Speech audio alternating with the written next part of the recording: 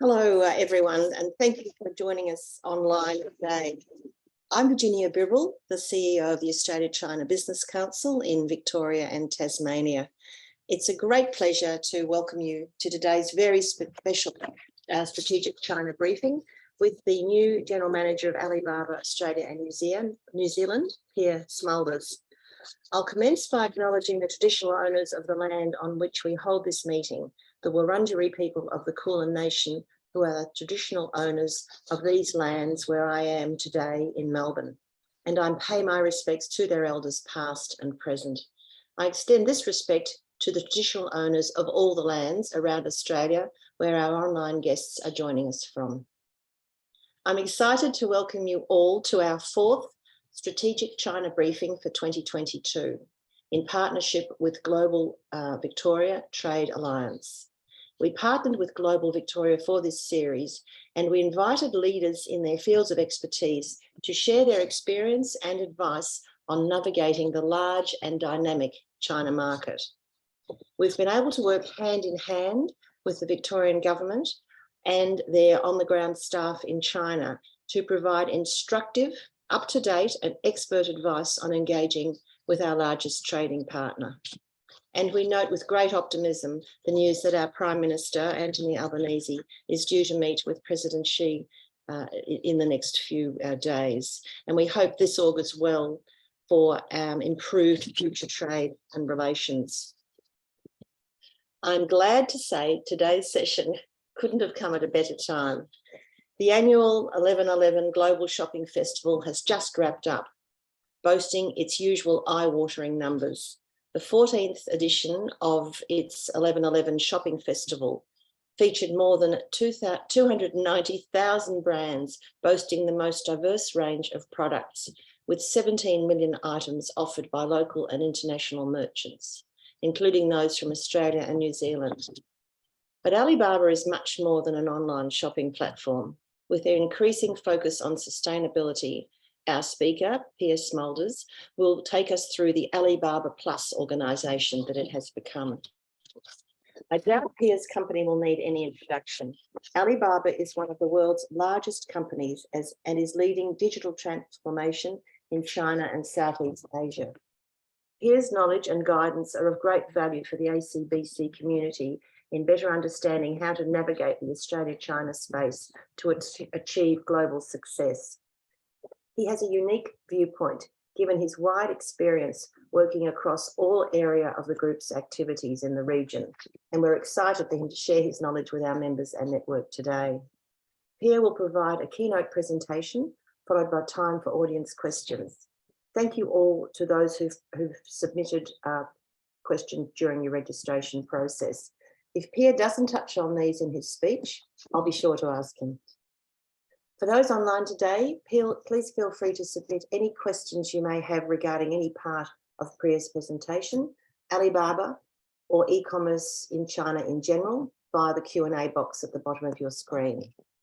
However, before we hear from Pier, I'm delighted to welcome the Victorian Government's Deputy Trade Commissioner for Greater China, Nick Henderson, to provide opening remarks on the China market and give us an update on the Victorian Government's upcoming initiatives.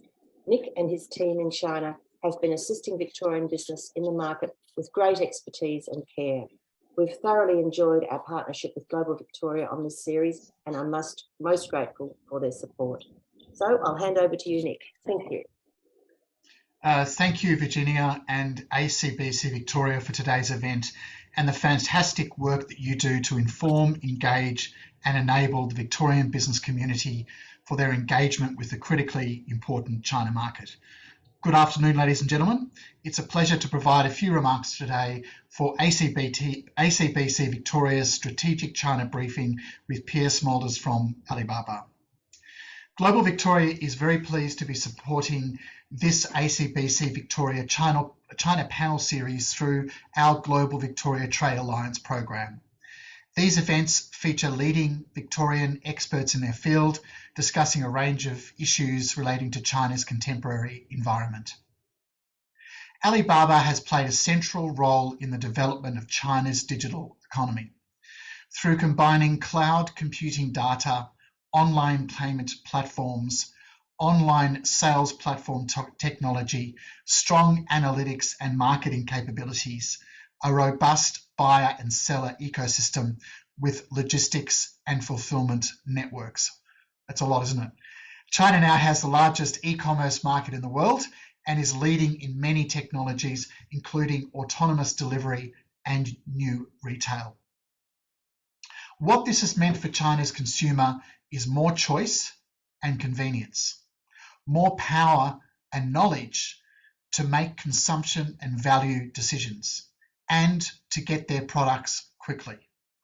Through platforms like Tmall Global, Hema Fresh and Taobao, the paradigms have shifted from bricks and mortar and take home to online, offline and quick delivery. What it has meant for Australian businesses is that there is a credible market access platform to promote direct-to-consumer through cross-border e-commerce and general trade. Since around 2015, when cross-border e-commerce commenced, we've seen large numbers of Victorian and Australian companies build their business through Alibaba and other company platforms.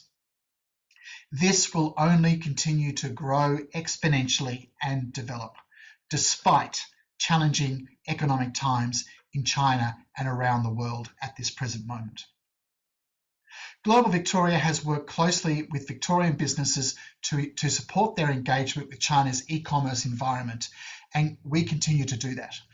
Our relationship with Alibaba goes back to 2017, when we were pleased that Alibaba decided to set up their Australia-New Zealand headquarters in Melbourne.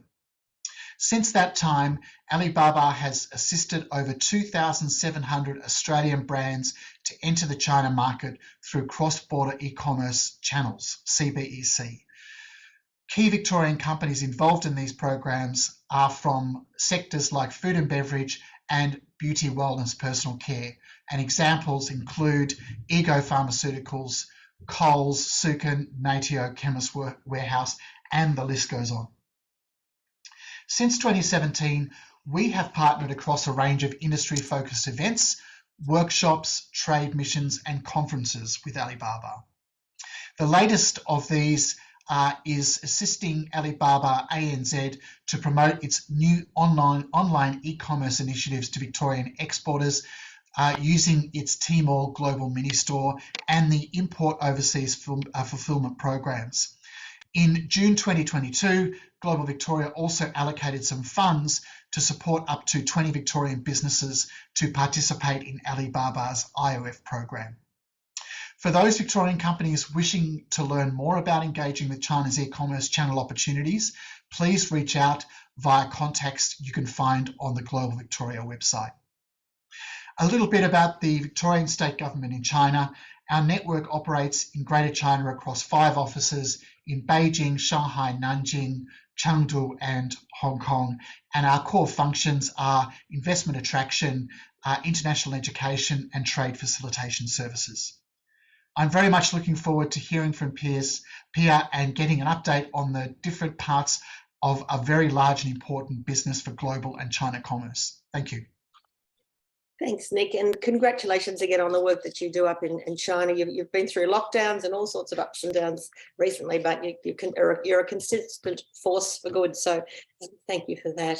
Now, it's my absolute pleasure to welcome Pier to the screen, and we look very much forward to your presentation. Thanks, Pier. You're still on mute, sorry. No, I've switched my, there's a bit of background noise, so hopefully you can all hear me. Yes, if not, because I plugged my headphones in. Great. Thank you. Okay. So you don't have to listen to the meeting room next door, which seems to be, they're quite noisy. So first of all, I just want to pass on my appreciation, first of all, to ACBC for organizing this event and for the privilege of talking to you. We've really find our membership of ACBC to be phenomenally valuable. I'm guessing most of you here are members. If you're not, you should seriously consider it. It's a wonderful national organization. Just to give you an example, so we are members through Victoria, which is where our headquarters is. But we recently, thanks to ACBC West Australia, just as an example, we held a great event in Perth, and they helped coordinate that with the sort of equivalent agency to Global Victoria over there. ACBC New South Wales, we have a great relationship with. We're talking to ACBC throughout Australia. So it's a really wonderful organization. So thank you, and we really appreciate the invite today.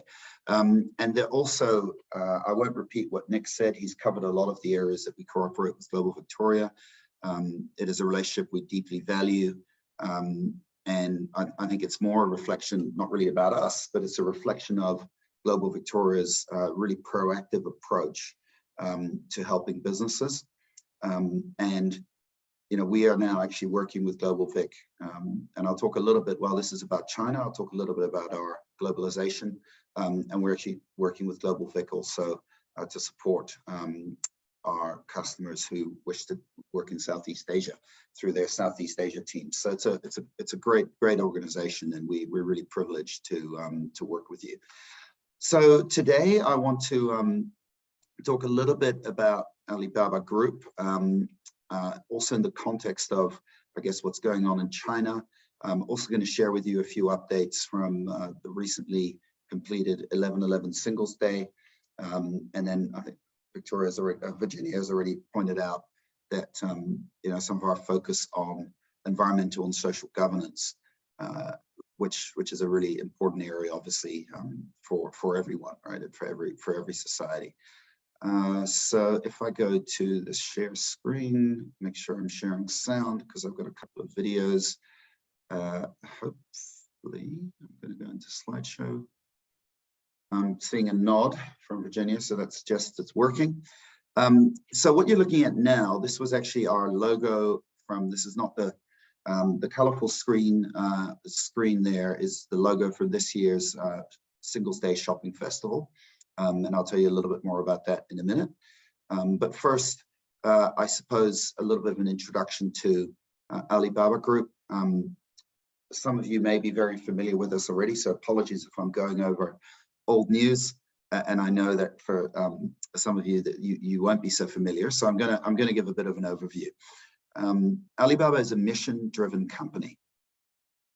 Now that's probably a little bit unusual for a Chinese company. It's certainly common in large Western, well, not just large Western companies. Many Western companies are mission-driven, particularly these days. Companies that are focusing on sustainability or products that have a organic, they often have very strong mission statements. But we do as well, and we are mission, and we call ourselves mission and values driven. So our mission is to make it easy to do business anywhere. And when you look at our, as well on this slide, you see our vision for in about the next sort of 12, 15, 14 years, that we want to serve 2 billion global consumers, 10 million profitable businesses, and create 100 million jobs.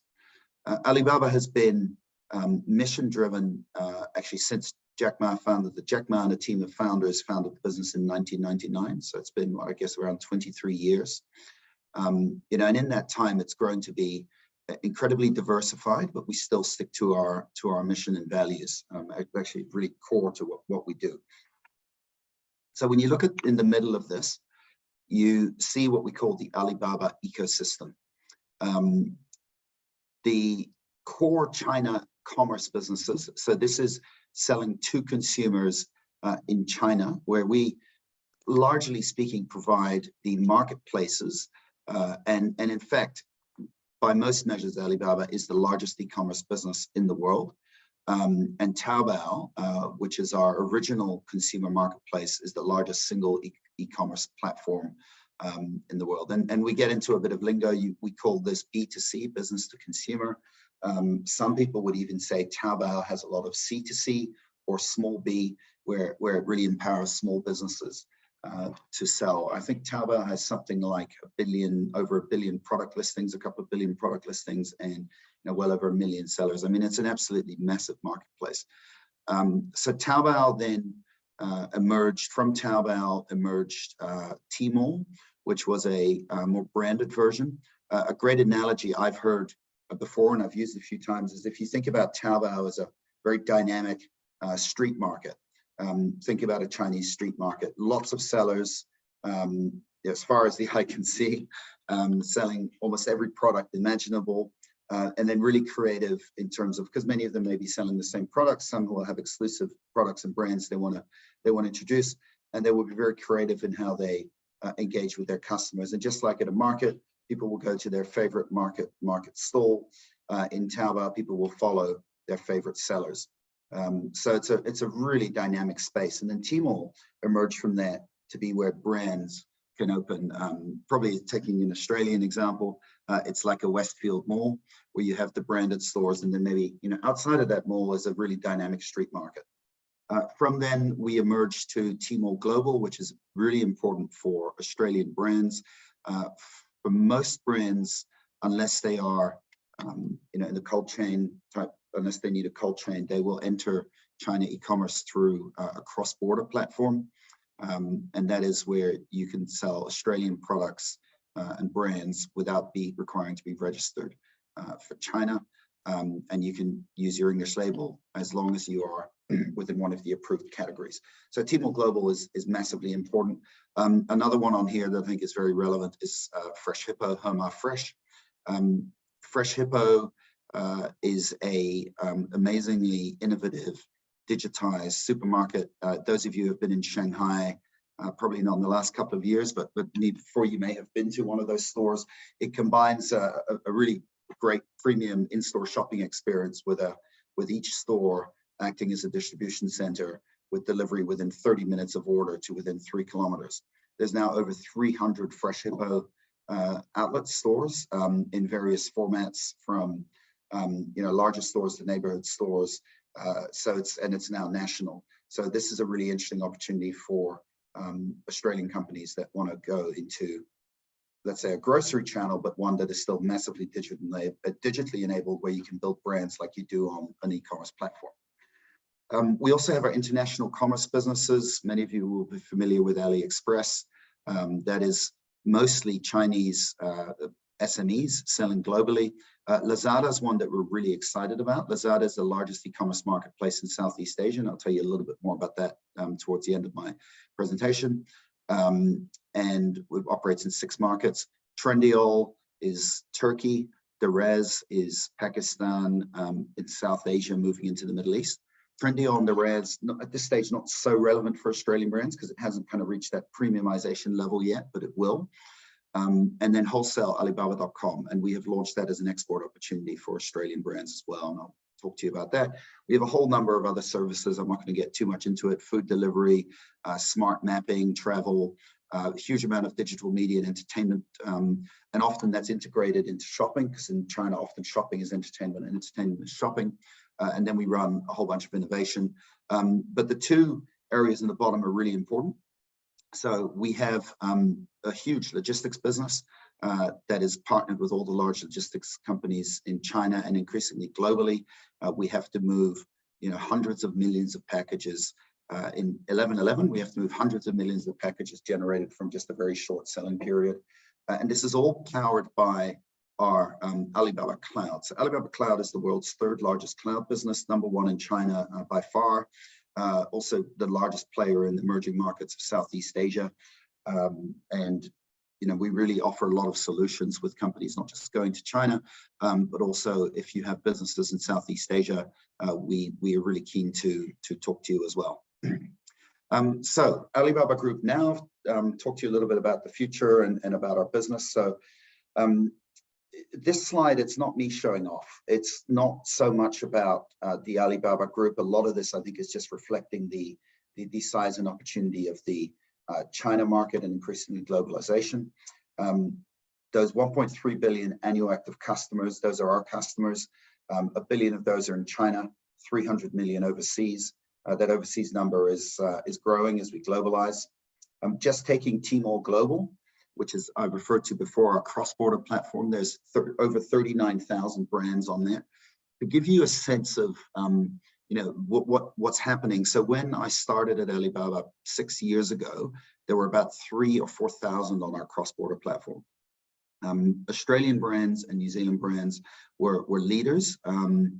Thanks to our wonderful and dynamic Chinese community in Australia and New Zealand, a lot of those brands were built through the Daigou, through the students and local Chinese communities.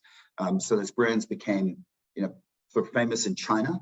And so we had early mover advantage. So what has definitely happened is China has become much more competitive. And you can see that if you go in, 6 years from about 3,000 or 4,000 to 39,000 brands. Lots more Australian brands as well on there, but many, many more from the rest of the world. So you may hear people talking about some brands and they say, oh, the China, market, it's more difficult, it doesn't work anymore. And actually that's not a reflection of the overall market. We keep seeing growth every single year consistently from when we take all the Australian and New Zealand brands that are on our marketplaces. But there's a lot of movement. So yes, you have to keep on top of your game. The good news about that, of course, is that if you are a new entrant to the market, because there are always new consumers coming through, new people coming into the middle class, new generations of younger people entering the shopping the shopping market in China, the online market, there's always opportunity. So it's very dynamic. But that also means that, I would take with a grain of salt if you hear one particular company telling you that China is not interesting anymore. That may be not related to them. It may be a category shift. It may be that Chinese consumers have changed, but it's not to do with the overall opportunity. And finally, and I'll talk a little bit more about our decarbonization goals. It's a really important part of what we're doing, and also with Singles Day this year, but it's not just around Singles Day. I've put this number in there. 1.5 gigatons is approximately equivalent to 20 times New Zealand's annual emissions. So I'm not sure what that is for Australia, but it's a lot. And we've made a goal to cut across our ecosystem, which is all those businesses and consumers that work with us, to work together to facilitate 1.5 gigatons reduction over the 15 years ending in 2035. So that's a very serious commitment. The final number to leave you with, again, this is not so much about us as about the power of the Chinese consumer market, which has allowed us to become such a large business. Alibaba has a GMV, which is the value of goods sold on our consumer marketplaces of about 1.3 trillion US dollars. So that is roughly equivalent to Australia's GDP. And about 1 trillion of that is in China. So that's about 300 billion of products that we sell to consumers in our global businesses, which includes AliExpress, Lazada, Trendyol, etc. This is just a snapshot. You've already referred, I think Nick already referred to 2,700 brands from Australia that are on our marketplaces. So I have the same on another slide. This is just a snapshot of some of them. The top ones are global and the bottom half are ANZ brands. But we're delighted and privileged that so many brands work with us to enter the China market. Again, really to stress, we're by no means the only option. We are the largest, but that doesn't mean we are in all cases the best. There are lots of, it's a very dynamic market as well in terms of platforms. But we do have a big commitment to this market. We have teams here. It's not always the case for some of the other marketplaces. And we're always happy to talk to any business of any size. I would also stress that coming to us, I would consider it personally a win if a company comes to us, comes to one of our events, you come to an event like this today, and you start your China journey. And maybe you don't start that with Alibaba, maybe you start that with another platform or another entrance or another way of social selling. There's lots of innovation. We do offer solutions in almost every space, but as I said, we're not suitable for everyone. But if you decide that China is right for you, thanks to starting your journey, looking into it from one of these presentations, I'd be very, very happy, even if that is not with us, because a rising tide lifts all boats. Now, this is not to say that these are just the reason. You might wonder, why are these three brands here? These are actually three brands, and I thought I'd leave this slide in. I've adapted this from a presentation we gave to media on Friday on 11/11 on Singles Day. These were the three brands that actually presented to media on that day. The reason it's interesting is not that I'm trying to provide free advertising to these 3 brands, but they are all different and they're all looking to achieve different things, not just from Singles Day, but also from their overall approach to China. Blackmores probably doesn't need much introduction to any of you here.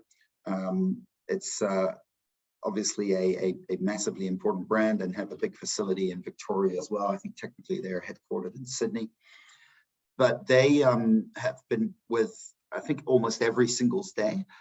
It's certainly 10 plus out of the 14, but they are probably more than that. But what they actually have used this year's Singles Day to do is, as well as huge activation around their core products, is they've actually introduced Paul, which is their pet range.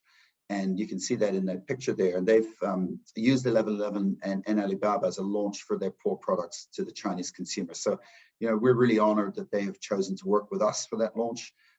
It's a reflection of their larger partnership with us. They're obviously very sophisticated. They use all the different tools, all the live streaming, all the different customer engagement schemes. They have loyalty programs that they run through our marketplaces.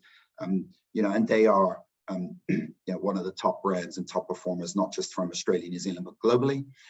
EZZ is an Australian company. It's listed. Some of you may not have heard about it because they, even though they're an Australian company and they do sell a lot in Australia, a lot of their products are designed for the China market or Chinese consumers.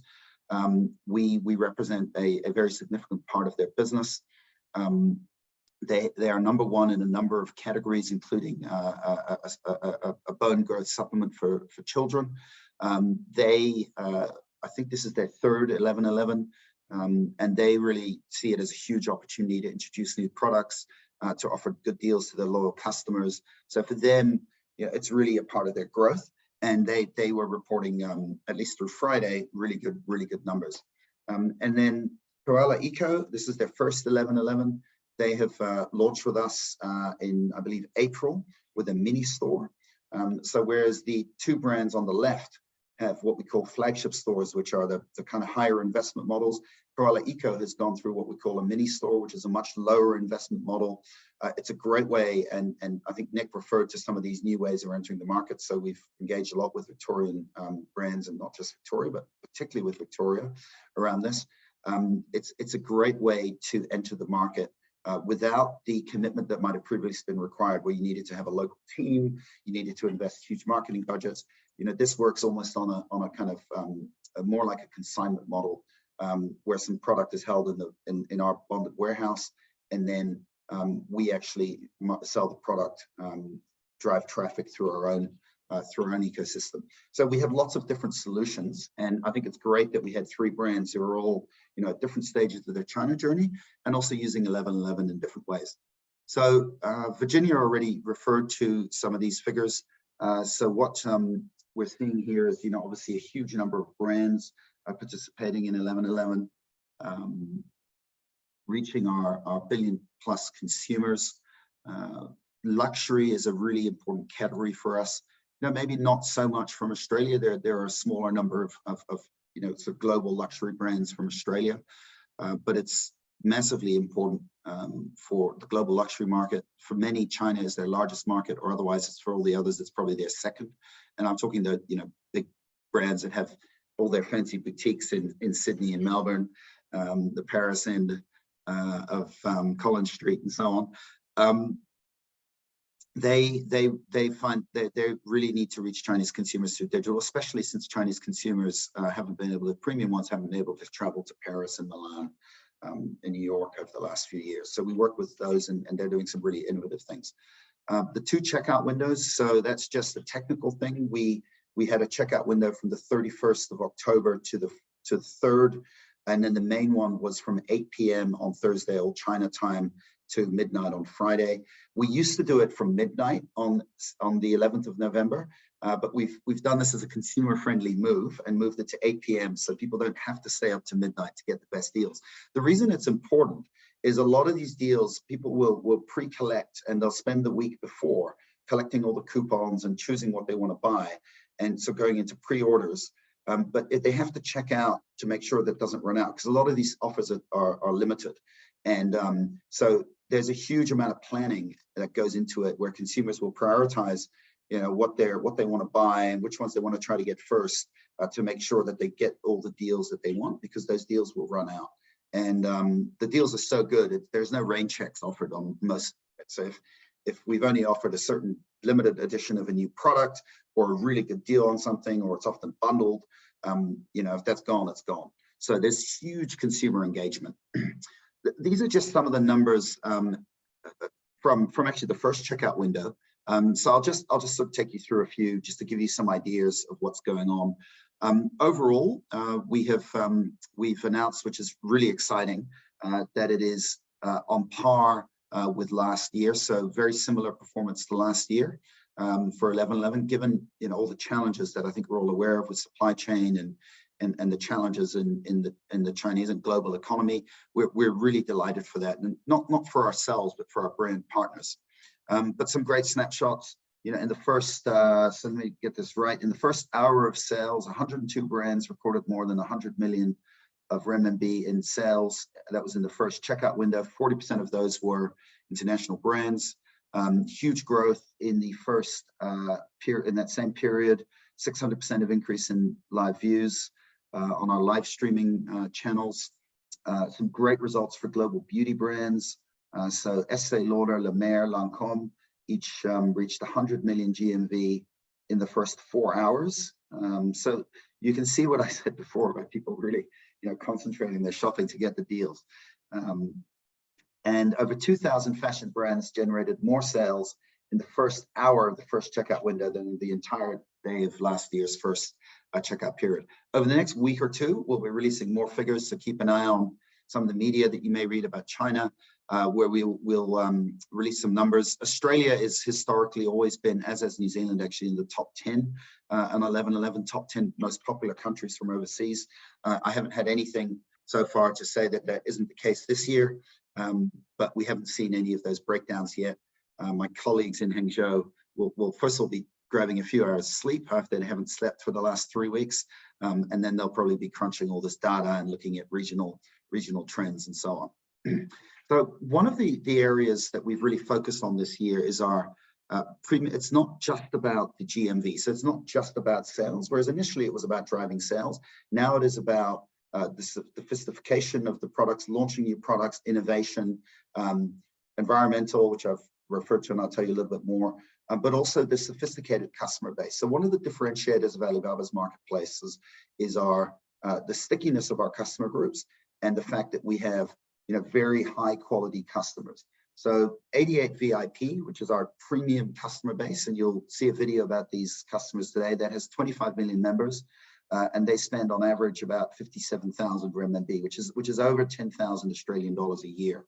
So when you think that that's just our membership for one e-commerce business that has 25 million people spending that amount of money, and that's of course a subset of our billion.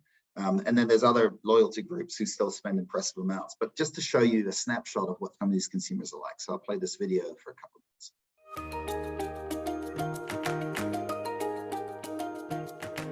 我平时都是在网上买东西，想要买到更高品质的商品呢，同时也可以获得更优惠的价格。我工作比较忙，但酷爱做饭，想要买一些优质又实惠的食材，同时又能准时送到我家。 我一个人在家喜欢点外卖，有时候刷剧、听音乐什么的。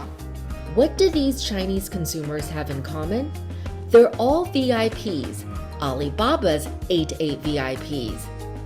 88 VIP is Alibaba's premium membership program.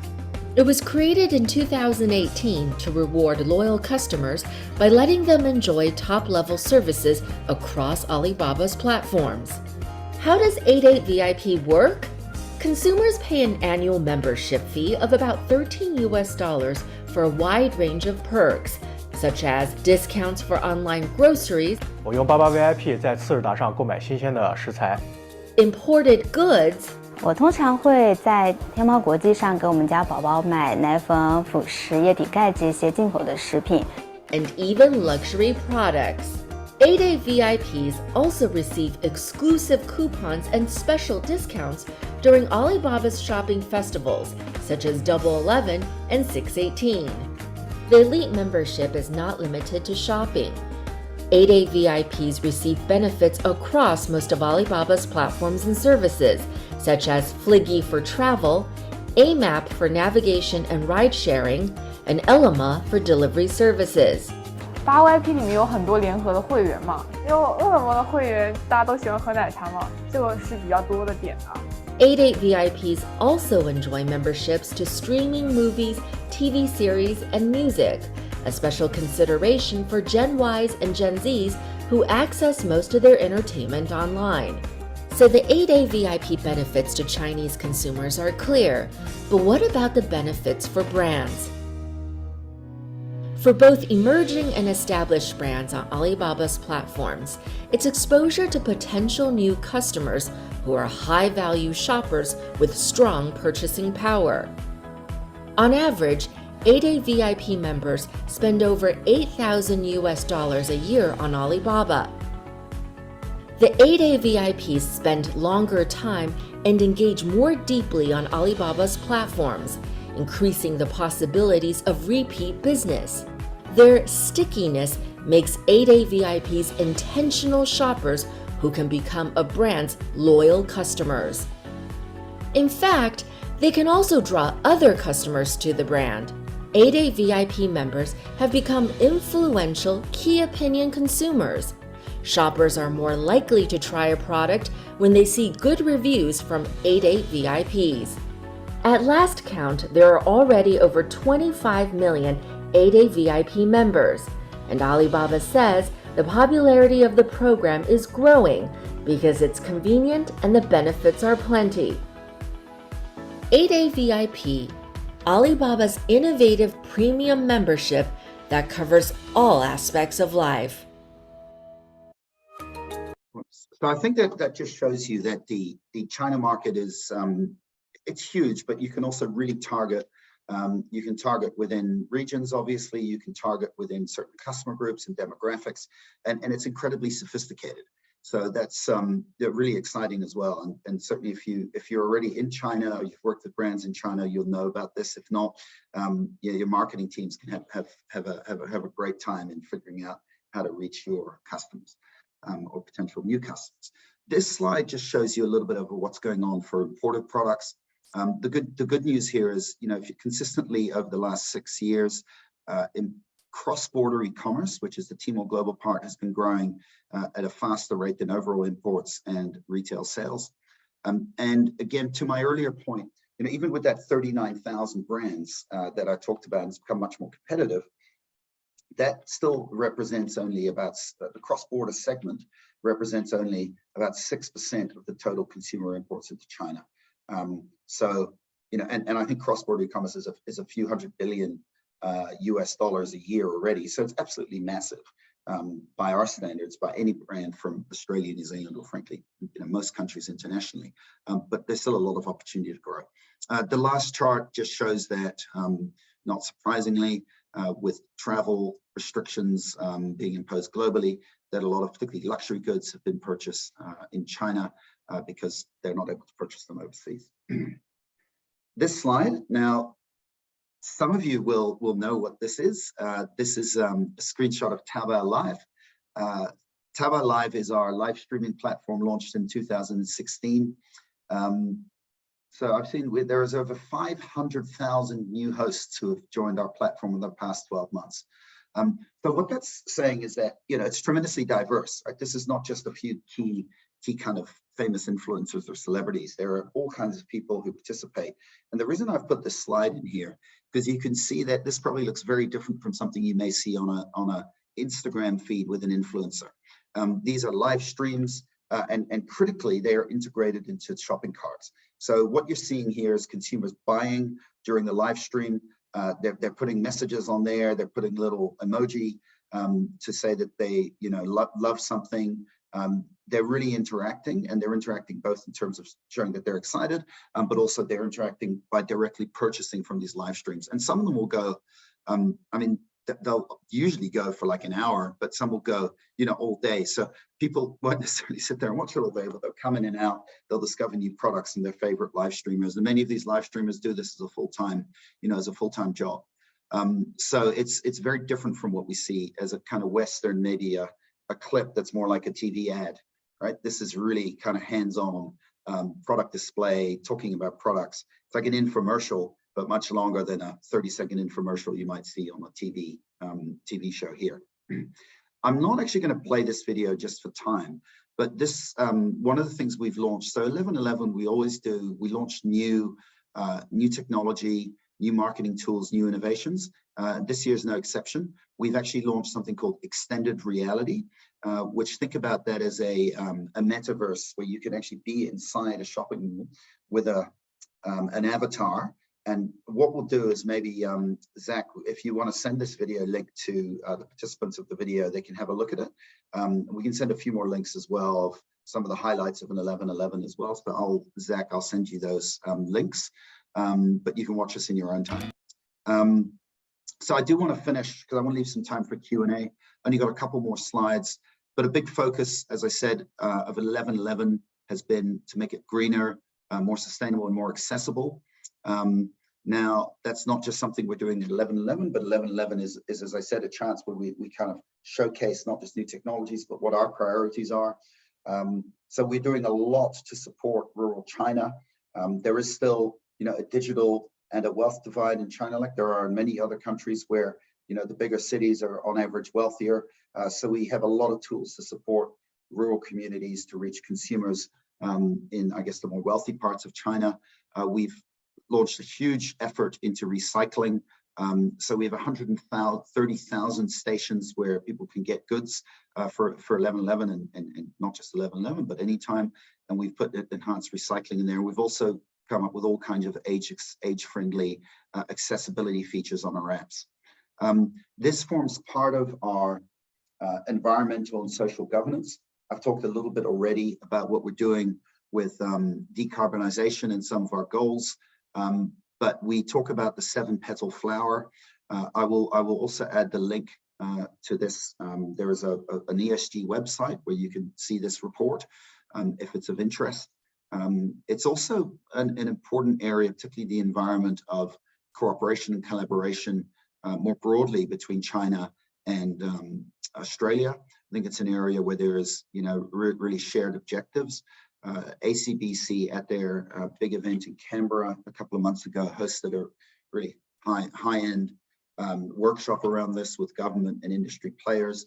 And I think what came out of that is, really that Australia is not going to meet its goals in sustainability without engaging with Chinese investors, with Chinese technology, solar panels, all this kind of thing. And likewise, Australia produces, a lot of products like lithium for batteries. So it's not just, it's not just something that is, it's something that really, I think, creates opportunities both ways. So some of the things there, we really think about empowering SMEs. That is globally, so it's not just in China and rural communities, but we also really have solutions, as I mentioned earlier, that are more accessible, lower cost, lower risk. So we really welcome SMEs. Again, Global Vic has done a lot of work with us around finding companies and not just that we go and give a presentation, but they're actually really hands-on in supporting those companies to actually onboard, and they provide various support, in some cases even funding support, and in others almost as valuable, maybe sometimes even more valuable, is the expertise to help these people, these companies get started. We are, as you've seen the scale, we do have a team in Australia and New Zealand, and we do work with brands directly, but ultimately we have a few thousand brands from Australia and New Zealand. We provide the tools and the platform, and once we help you what we call incubate and get started, but then having partners like Global Victoria, Austrade, to help businesses kind of grow and develop is something we're really delighted that they work with us on that. So not just China, we are increasingly supporting brands globally. The relevance to China, and I think this picture on the left is probably a really good one, because what are you seeing here? Well, you're seeing a screenshot of Lazada, which is Southeast Asia, 6 markets in Southeast Asia, it's an e-commerce business that Alibaba acquired about 4 years ago. But they are profiling 11/11. So we refer to 11/11 as a global shopping festival. More than just 11/11, actually, a lot of the ways that Southeast Asian consumers are engaging with brands now through e-commerce, is similar to how they've been engaging with brands in China. So there are these big sales festivals, there's lots of live streaming, some of the ways they promote products are the same, and we operate effectively flagship stores. We don't call them flagships, but they are the same as flagship stores in China. They're called Lasmall stores. But so what we've seen is a lot of our larger customers are actually some of the teams who have worked on e-commerce in China are, if not leading, certainly supporting the activities of e-commerce in Southeast Asia. Southeast Asia has its complexities. There are different markets, different regulations in each country. But as I said, a lot of the tech and the marketing tools are the same. There is also a cross-border e-commerce system that reaches across Southeast Asia as well. So, what I would say there is, certainly if you have worked with us in China, or you're interested in Southeast Asia, or China is not right for you, please, do feel free to talk to us about Southeast Asia. We're having a big event on the 29th where we're talking about all our solutions and really invite you all to attend that. That's in Sydney. There will be a virtual version. If you're in Victoria, use it to maybe do, not that there's not good the shopping in Melbourne is probably better, but maybe there are some things in Sydney that you can't get in Melbourne and vice versa. So maybe you want to come to Sydney before Christmas. Alibaba.com, wholesale B2B. Getting back to the lingo, business to consumer is Lazada, Tmall, Taobao. That's reaching consumers. B2B is wholesale business to business. We have effectively the world's largest trade show on Alibaba.com. There's 40 million active business buyers on there from over 200 countries and regions. We have created just launched a couple of months ago, we've created a full support mechanism where Australian companies, especially SMEs, can find wholesale customers globally. And that's not, actually China is not even in the top 20 markets. So that's a global opportunity, not just China. So, hopefully you get the feeling that we're really supporting, obviously China, and doing lots of work there, but as we globalize, and as I said, this is not about us, right? This is about the benefits we can offer and the support we can offer to brands, in this case, Australia and New Zealand, it's my responsibility, and the Pacific, where we're seeing some opportunities, particularly for some of the SMEs there to help them export. We really do want to pursue and support global growth. So a big focus of our event on the 29th will be about, not just China. And that, of course, aligns with, I think, not just the objectives of many companies who see China as an opportunity, but also particularly Southeast Asia from Australia and New Zealand. It is also aligned with the objectives of many of our government partners, both at the state level, such as Global Vic, and also with Austrade at a national level. But hopefully you've seen this is not instead of China. This is China plus. The China market remains very dynamic. It is, of course, much larger than all these other markets. Once you're there, well, it is large. Once you have access for the whole of China. Southeast Asia has its complexities. In most cases, we recommend, unless you're doing cross-border, that you choose a market, one or two, to go into and work on the regulation, and then you work with us in each market. But I've talked enough. I've probably gone over time, so apologies. Don't know, Virginia, are you doing the Q&A? I think so. Yes. I'll stop sharing. Or I've gone over. Not a problem at all, because it is absolutely fascinating. I'm sure our guests online will have much to speak to you about, and they'll probably contact you separately after this, because it's just really opened the gateway for some people to find out more information. And the numbers are certainly outstanding. Yeah, and I'm freely available on LinkedIn, Virginia. In the follow-up, feel free to share my contact details in the follow-up email as well. We're here to talk to you. If you are a business that is supporting customers, come and talk to us. If you want to be part of that discussion with your customers, if you're an advisor or something like that, we're very open. Great opportunity. So look, thank you, and do make the most of it, everybody. A few questions. I'm delighted that online is Anthony Coles, who's the director of our ACBC's Green Channel. So he's got a couple of green type questions, and I was really pleased that you were talking about meeting net zero targets together, because that is certainly our philosophy, that we will get there faster together, working with China to achieve the net zero results that we want. So what Anthony has asked is, do you have a green channel for green products? And is there a greenwashing integrity program? Yeah, so really good questions, and there is another question in the Q&A that's similar. About That's ESG? from somebody else about honor and commitments, which is I think more us, but also the people we work with. So the first thing is that there's been a lot of talk about greenwashing recently. I think it was raised at the COP27. What we do, and you'll see this in the link from our environmental report that we'll share. Everything we do is science-based. So to get into that scope 3+, which is that 1.5 gigatons, there is something called scope 1, 2, and 3, which are well-defined mechanisms for measuring an organization's emissions. Scope 1 is, I think, what's directly, our own trucks. Scope 2 is the power we buy, and scope 3 is our supply chain. I believe that's broadly what it is, but I'm not an expert. Scope 3+ is something we have actually, and you'll see in this report, we're working with research institutes, not just in China, on how to define that. So what I would explain about scope 3+, it is, and it's not just, it can be any large company. So in Australia, it could be a large retail chain, right? That has its own operations, but they also have, millions of customers, right?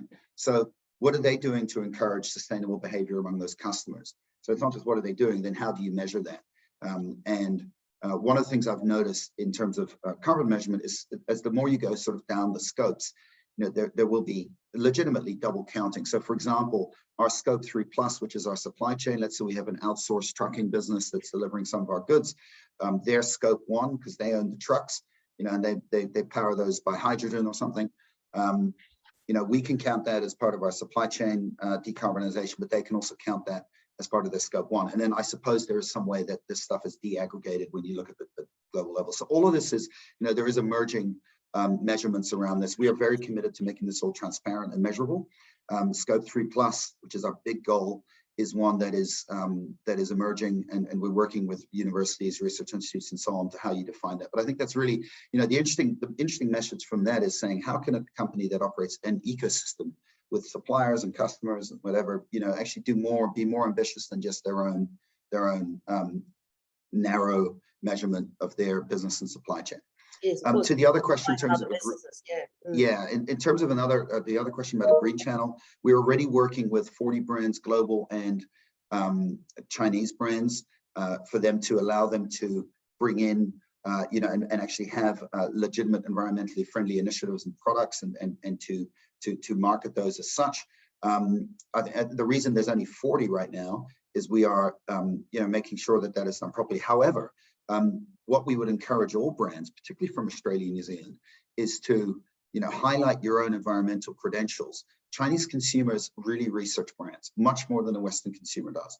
So if you are a brand that has a really big focus on environmental, even if you are not part of one of our sort of global pilots where we do it with you, absolutely highlight those and show your official certifications that you are organic certified by whatever. Even if those certifications, it gets a bit tricky if you are selling domestically in China. Talk to Austrade or talk to Global Vic about making sure they're consistent. But in general terms, highlight your commitments, highlight what you're doing, and the more that you have to back that up. If you have a recycling program or you supply from sustainable sources, you've probably already done some work in showing your consumers in Australia how you verify that. Put that on your product listing in China, and then look, if it's a Chinese consumer that isn't making a purchasing decision on that, fine, they'll probably just skim past that, but then you have a chance to target those consumers who are. So there's lots of ways to do this. You can actually work with us at a platform level, but we encourage you to show your own tools, and we will no doubt, as we are very, very aware to people infringing IP, we will no doubt in future, and we may already do this, but I'm sure in future, if there is a way that companies are using false environmental credentials, that seems a bit similar to infringing on an IP, right? You are actually pretending to be something you're not. It's almost like you're a counterfeit good. So I'm sure there will be mechanisms, not just from us, but also, at a broader level at various governments and regulators to measure that as well. It's emerging. Right? It's really good advice, because especially when you're dealing in a market that is so large, you've got to find your points of differentiation. Yep. That's terrific. And almost in a similar vein, we're talking then, I've had a question from Monash University about attracting talent. And do you think that ESG is now playing a big role in people wanting to work for a company, the ESG philosophies and practices? Yeah, I mean, for Alibaba, I mentioned at the beginning, we've always had, I think, a differentiation in a positive way with other Chinese companies when we were competing for talent was the fact that we were more international. We're a well-known business. We have a very intense working environment, but a lot of the people are young. It's a great working. It's a by Chinese standards and actually by global standards, our campus at Xixi, where some of you will have been, is a great environment. It feels a bit like a university campus. There's over 20,000 people there. It has canteens and gyms and beautiful outdoor spaces. So we create a lot of that. And then we also have our values and our mission, which I think are really important. And yeah, absolutely. In our case, ESG is becoming part of our values and our mission. So for us, I wouldn't say ESG is a particular differentiator, but is an important one that we see as a way that sets, Alibaba as a leader among, frankly, many Chinese companies in terms of, how we deal with our teams and our customers, IP protection. There's lots of areas where we are leaders. And I think ESG is another one. So yes, absolutely. For if people value that, just like consumers, may value that as a reason to buy a brand. If they value that as a reason to join a company, if they have two offers in China, and we have a big profile in ESG and environment and the other doesn't, yeah, that may be a factor that we get that top tier candidate, engineer, designer, business development person, whatever it is. We have over 200,000 staff. So, I'm sure everything that our recruiting teams can do that sets us apart is a plus. Now we're nearly out of time, but I do want to ask. I'm happy to stay for a minute or two, but I'm happy to close. Great, I think so. I'll do my close later, but just a couple of really interesting questions. And I was noticing Blackmore's getting into the pet industry, and so that's obviously making a good end result out of a bad situation with COVID and all the the increased pets that were purchased. And that was just a sort of a comment, but there are other product categories which I think would be ready to expand into China. And I'm just wondering if you just put your little sort of future vision hat on and say, look, okay, key areas that our listeners can then perhaps focus on. Yeah, so there's two, maybe three ways I'd answer that, because it's a really important question. The first is that the big categories that Australia and New Zealand are famous for are not going anywhere, right? Health products, beauty products, mother and baby, infant formula, all those. Yes, they're competitive. Yes, you have to have very sophisticated marketing tools, but I guess every 9 months, well, all the time there are new mothers coming on, who are researching brands. So, it's not like that market is by definition very dynamic as new babies get born and they grow up. So those markets are there, and they will be, and there's huge opportunity. Then you get into the exciting area of emerging categories. Definitely COVID has what's happened over COVID globally has changed a lot of things. Move to digital is an obvious one. But also I've talked a little bit about the luxury purchases shifting. For Australia and New Zealand, we've seen outdoor adventure type products and brands are a really good niche. The reason for that is people are in China and they can travel in China. So they're starting whole new pursuits now. So there's much more camping going on and hiking, skiing. We had the Winter Olympics obviously in China. So skiing has become a much bigger thing. So maybe an Australian brand. Surfing is a really interesting one. That's another of those real kind of lifestyle pursuits. So that is also, I think as people get wealthier, as they have more free time, they will pursue lifestyle pursuits. Australia is a leader in many of those because it's a great lifestyle here, and a lot of brands have kind of developed around that. So there's lots of emerging niches. I mean, there are all these really interesting subcategories. For example, in mother and baby, that's moved into maternal nutrition. So that may be supplement products for mothers or mothers to be. Elevate and ones like that are very well established and huge products, but they're becoming more and more sophisticated. There's emerging categories all the time. Within beauty itself, there are just a huge number of emerging subcategories. Men's beauty is one. Beauty from within is one that came in the last couple of years. So that's supplements that you take orally, right? But they actually are there to produce a skin benefit. That's called beauty from within. Do we consider those health products or beauty products? Sometimes, it's you can target it as either. Also the way we categorize things internally. But the third way I would address that is, in most cases, there is probably a Chinese consumers or a subset of Chinese consumers that will buy your products because it is such a huge market and it's so sophisticated and diverse. So even if you are a brand that has a product that, you know, is not from one of the popular categories in Australia, but there are entrepreneurs in Australia doing everything, and startups doing everything. You know what? There may well be there probably is a product category of consumers that will want those products, and we are lucky that we get the Chinese consumers who come, particularly our sort of platforms introducing new products that are there to discover new products and brands. So don't worry if you are from a category and you're like, well, you know, I am the only Australian brand that does this. Well, great. Well, then you have a massive differentiation point from all your, you know, all the other Australian brands. Your competitors will be there globally, but you can tell a story about being, you know, developing this category in Australia. I mean, Tasmanian whiskey, that's not new. And I think it's been around for a long time, but you see that has really developed massively over the last few years. A lot more coming on stream, and we are working, most likely going to be working actually at a government level there to try to do it at a category level to really, you know, introduce that whole category to Chinese consumers.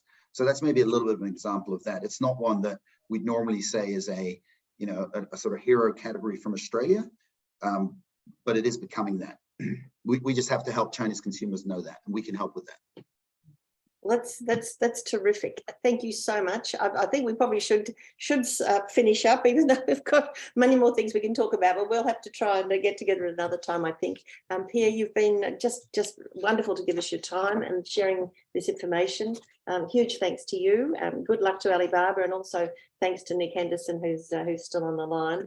We, of course, remain steadfast in our commitment to help members just not only navigate, but also to prosper within the Australia-China relationship, particularly as we're transitioning through this process of net zero. And we certainly have a big emphasis underwriting our events with that philosophy. We've been in this business for nearly 50 years, actually celebrating it next year. So our depth of knowledge and connectivity is really extensive. So if you are not a member, as Pier said, and thank you very much for that wrap there, we would love you to please join our organisation, because our work is important and it's sometimes difficult. And we have soldiered through these last few years. We really haven't given up. We've kept going, and I think that's now beginning to reap the rewards of that. This is the final event in our Global Victoria Trade Alliance series. So I especially want to thank the Victorian Government through Global Victoria for their support. We've been running these for about the last 18 months together with specific other online webinars. And it's been an extensive program with something like 24 sessions. So it's been great to partner with you on that. We hope we'll be able to continue this next year. There is a short survey we'd like you to complete after the event. It's really useful for us to get the information back from you. So please take a minute to complete that, or get in touch with us after the event. And finally, we've got another hour-long update from our Trade Commissioner, Brett Stevens, on the 13th of December, and a number of events already in the pipeline for 2023, just to keep you interested and engaged and very well informed. So those will be in your inbox shortly. So once again, thank you very much for joining us today. Pier, all the very best, and thank you. And we'll certainly keep in touch, and we look forward to seeing everyone again very soon. Thank you.